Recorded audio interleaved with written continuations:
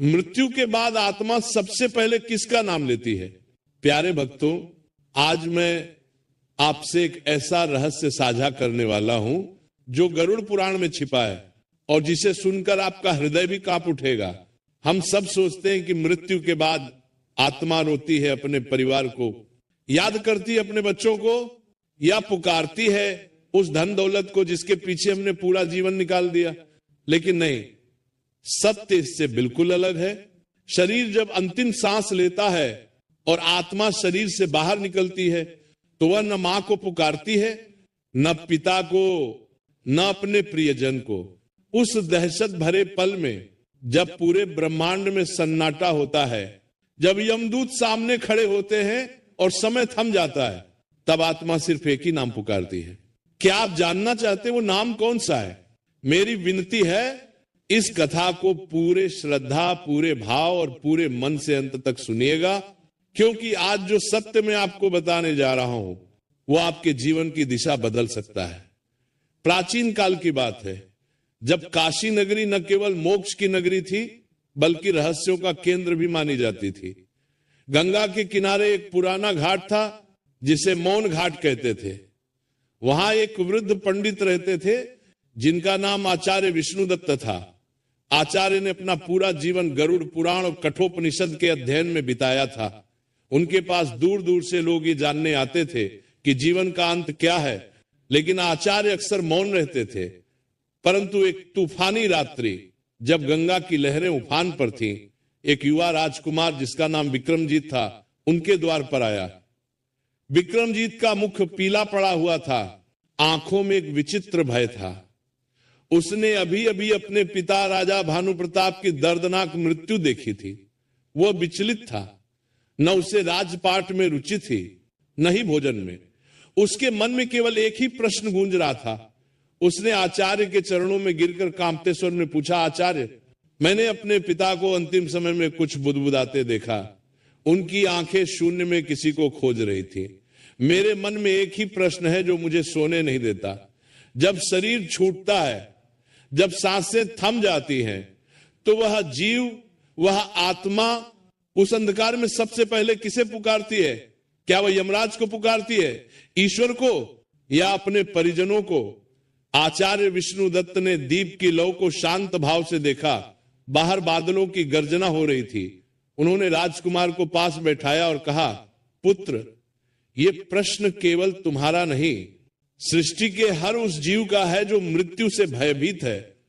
आज मैं तुम्हें वह कथा सुनाता हूं जो स्वयं यमराज ने नचिकेता को सुनाई थी, परंतु यह वह अंश है जो शास्त्रों में अक्सर छिपा रहता है।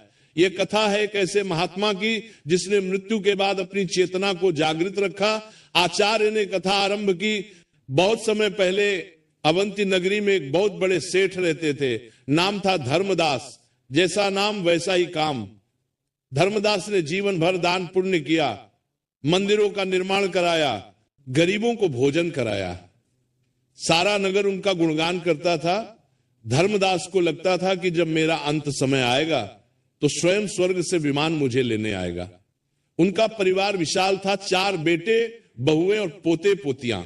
वो अपने सबसे छोटे पोते मोहन से अत्यधिक प्रेम करते थे। समय का चक्र चला और धर्मदास का अंतिम समय आ गया। वो अपने आलीशान कक्ष में रेशमी बिस्तर पर लेटे थे। वैद्य ने नाड़ी देखकर सिर हिला दिया था। पूरे कमरे में रोना धोना मचा हुआ था। बेटे संपत्ति की हिलात करे, चाबियों के बारे में फुसफुसा रहे थे। बहुएं रोने का नाटक कर रही थी और कुछ लोग सच में दुखी थे। धर्मदास की सांसें उखड़ने लगी। उनकी आंखों के सामने अंधेरा छाने लगा। वह जो सुन रहे थे वह बाहरी शोर नहीं था। उनके कानों में एक अजीब सी सन्नाटे की गूंज थी। जैसे ही अंतिम सांस निकली, शरीर झटका खाकर शांत हो गया। अब यहां से वह यात्रा शुरू होती है, राजकुमार, जो जीवित लोग नहीं देख पाते। जैसे ही धर्मदास का शरीर निष्प्राण हुआ, उन्हें एक झटका लगा। उन्हें लगा कि वह एक गहरे कुएं से बाहर खींचे जा रहे हैं। अगले ही पल वह अपने ही शरीर के ऊपर हवा में तैर रहे थे। उन्होंने नीचे देखा, वही शरीर जिसे उन्होंने वर्षों तक मलाई मेवे खिलाकर पाला था, अब एक लकड़ी के टुकड़े की तरह पड़ा था। धर्मदास को अभी यह समझ नहीं आया कि वो मर चुके हैं। उन्हें लगा कि वो कोई स्वप्न देख रहे हैं। उन्होंने जोर से चिल्लाने की कोशिश की, अरे मैं यहां हूं, तुम लोग रो क्यों रहे हो? वैद्य जी मुझे उठाओ। लेकिन उनकी आवाज, वह आवाज कहीं नहीं थी। उनके गले से शब्द तो निकले पर ध्वनि पैदा नहीं हुई, हवा में कोई कंपन नहीं हुआ। उन्होंने अपने बड़े बेटे के कंधे पर हाथ रखा, लेकिन उनका हाथ धुएं की तरह आर पार हो गया। धर्मदास घबरा गए, वो इधर उधर भागने लगे। मेरी पत्नी, मेरे बच्चे, कोई तो मुझे देखो। वो चीख रहे थे, तड़प रहे थे। यही वो क्षण होता है राजकुमार, जब आत्मा को पहला और सबसे भयंकर आघात लगता है, अस्तित्व का मिट जाना। तभी कमरे का दृश्य बदलने लगा। जो लोग रो रहे थे, अब धर्मदास को उनके चेहरे भयानक दिखने लगे। उसे अपने बेटों के मन के विचार सुनाई देने लगे। जो बेटा जोर जोर से रो रहा था, उसके मन में चल रहा था, पिताजी ने तिजोरी की चाबी कहां रखी होगी? जिस पत्नी को वो प्राणों से प्रिय मानते थे, वो सोच रही थी अब घर की जिम्मेदारी अकेले कैसे संभालूंगी। यह सत्य धर्मदास के लिए मृत्यु से भी अधिक कष्टकारी था। जीवन भर का भ्रम टूट रहा था, लेकिन अभी असली परीक्षा बाकी थी। अचानक उस कमरे का तापमान गिरने लगा। एक बर्फीली ठंडक ने धर्मदास की आत्मा को घेर लिया। अंधेरा गहराता गया, इतना गहरा कि सामान्य अंधेरा भी उसके सामने उजाला लगे। और उस अंधेरे में उन्हें कुछ आकृतियां दिखाई देने लगी। वे न तो मनुष्य थे न देवता, वे यमदूत थे।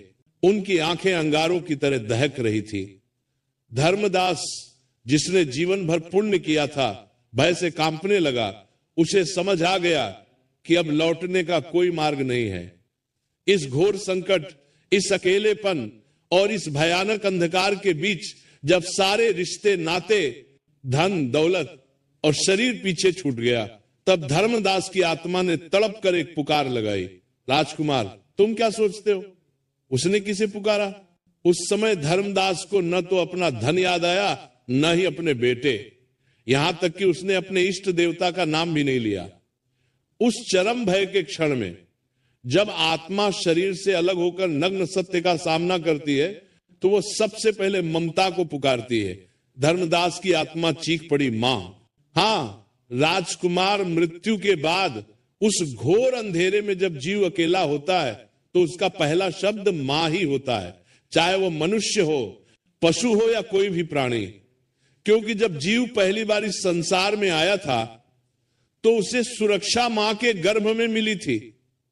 अब जब वह इस संसार से जा रहा है और असुरक्षित महसूस कर रहा है, तो उसकी चेतना उसी परम सुरक्षा को खोजती है। लेकिन कहानी यहां खत्म नहीं होती। जैसे ही धर्मदास ने मां पुकारा, उसे लगा कि शायद उसकी मां जो वर्षों पहले मर चुकी थी, उसे बचाने आएगी, परंतु वहां कोई नहीं आया।